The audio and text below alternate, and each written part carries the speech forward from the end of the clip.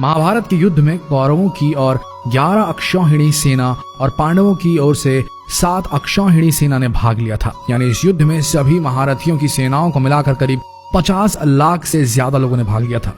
लेकिन ये अब सवाल उठता है कि इतनी विशालकाय सेना के लिए युद्ध के दौरान भोजन कौन बनाता था और कैसे ये सब प्रबंध करता रहा होगा।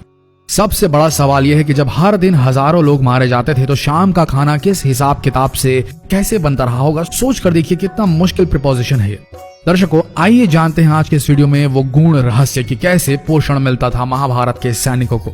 महाभारत को सही मायने में हम विश्व का प्रथम विश्व युद्ध भी कह सकते हैं, क्योंकि उस समय शायद ही कोई ऐसा राज्य था जिसने इस युद्ध में भाग न लिया। उस काल में आर्यव्रत के समस्त राजा या तो कौरव या पांडवों के पक्ष में खड़े दिख रहे थे। हम सभी जानते हैं कि बलराम और रुक्मणी ये 2 ही व्यक्ति थे जिन्होंने इस युद्ध में भाग नहीं लिया था। किंतु एक और राज्य ऐसा था जो युद्ध क्षेत्र में होते हुए भी युद्ध से अलग था, और वो था दक्षिण का उडुपी। महाभारत में वर्णित कथा के अनुसार जब उडुपी के राजा अपनी सेना सहित कुरुक्षेत्र पहुंचे तो कौरवों और पांडवों दोनों ने उन्हें अपने पक्ष में लेने का प्रयत्न करा। लेकिन उडुपी के राजा बहुत दूरदर्शी थे। उन्होंने श्री कृष्ण से पूछा, हे माधव, दोनों ओर से जिसे देखो युद्ध के लिए लालायित दिखता है, किंतु क्या किसी ने सोचा है कि दोनों ओर से उपस्थित इतनी विशाल सेना के लिए भोजन का प्रबंध कैसे होगा। इस पर श्री कृष्ण ने कहा, महाराज, आपने बिल्कुल सही सोचा है। आपके इस बात से मुझे प्रतीत होता है कि आपके पास इसकी कोई योजना है। अगर ऐसा है तो कृपया बताएं। उसके बाद उडुपी के राजा ने कहा, सत्य तो यह है कि भाइयों के बीच हो रहे इस युद्ध को मैं उचित नहीं मानता। इसी कारण इस युद्ध में इच्छा मुझे नहीं है, किंतु ये युद्ध अब टाला भी नहीं जा सकता। इस कारण मेरी ये इच्छा है कि मैं अपनी पूरी सेना के साथ यहाँ उपस्थित समस्त सेनाओं के भोजन का प्रबंध करूं। इस पर श्री कृष्ण मुस्कुराते हुए बोले, महाराज, आपका विचार अति उत्तम है। इस युद्ध में लगभग 50 लाख योद्धा भाग लेंगे, और अगर आप जैसे कुशल राजा उनके भोजन के प्रबंध को देखेंगे तो हम सब उस ओर निश्चिंत रहेंगे। श्री कृष्ण ने कहा, वैसे मुझे पता है कि सागर जितनी इस विशाल सेना का भोजन प्रबंध करना आपकी और भीमसेन के अतिरिक्त किसी के लिए भी संभव नहीं है, किंतु भीमसेन इस युद्ध से विरक्त नहीं हो सकते। अतः मेरी आपसे यह प्रार्थना है कि आप अपनी सेना सहित दोनों ओर की सेनाओं के भोजन का भार संभालें।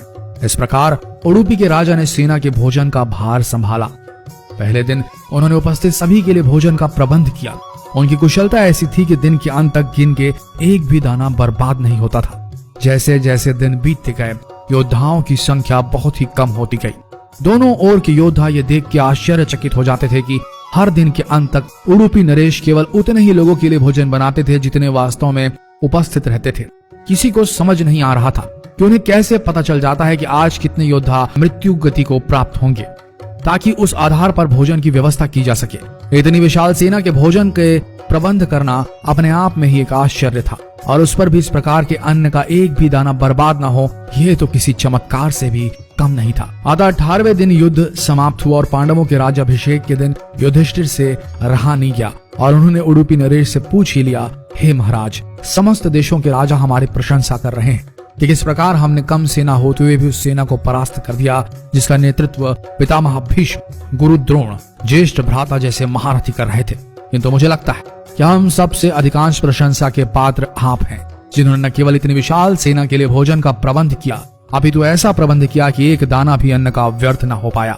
मैं आपसे इस कुशलता का रहस्य जानना चाहता हूँ। इस पर उडुपी नरेश ने मुस्कुराते हुए कहा, सम्राट, आपने जो इस युद्ध में विजय पाई है उसका श्रेय किसे देंगे। इस पर युधिष्ठिर ने कहा, श्री कृष्ण के अतिरिक्त इसका श्रेय किसी और को जा नहीं सकता। अगर वे ना होते तो कौरव सेना को परास्त करना असंभव था। तब उडुपी नरेश ने कहा, हे महाराज, आप जिसे मेरा चमत्कार कह रहे हैं वो श्री कृष्ण का ही प्रताप है। ऐसा सुनकर वहां उपस्थित सभी लोग आश्चर्यचकित हो गए। तब उडुपी नरेश ने रहस्य से पर्दा उठाया और कहा, हे महाराज, श्री कृष्ण प्रतिदिन रात्रि को मूंगफली खाते थे। प्रतिदिन शिविर में गिन के मूंगफली रखी जाती थी और उनके खाने के पश्चात गिनकर देखी जाती थी उन्होंने कितनी मूंगफली खाई है। वे जितनी मूंगफली खाते थे उसके ठीक 1000 गुना सैनिक अगले दिन युद्ध में मारे जाते थे। अर्थात वे अगर 50 मूंगफली खाते थे तो समझ आता था कि अगले दिन 50,000 योद्धा युद्ध में मारे जाएंगे। इसी अनुपात में अगले दिन भोजन कम बनाया जाता था। यही कारण था कि कभी भी भोजन व्यर्थ नहीं हुआ। श्री कृष्ण के इस चमत्कार को सुनकर सभी उनके आगे नतमस्तक हो गए। यह कथा महाभारत के सबसे दुर्लभ कथाओं में से एक है।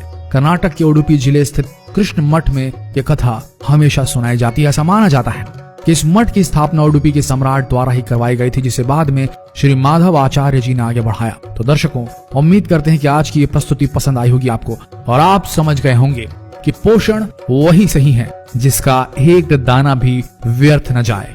शायद आप इस गूढ़ रहस्य को समझ गए होंगे और अगली बार अपनी थाली में खाना छोड़ने से पहले सोचेंगे जरूर। तो मिलते हैं अगले दिलचस्प वीडियो में, तब तक के लिए बने रहिए इस पेज के साथ और हो सके तो जो भी आपको लगे इस ज्ञान को जितना हो सके इस वीडियो को शेयर करें, ताकि हमारा देश पुरातन भारत जो था उससे जुड़ सके आज का आधुनिक भारत। मिलते हैं अगले दिलचस्प वीडियो में, तब तक के लिए आप सबका धन्यवाद।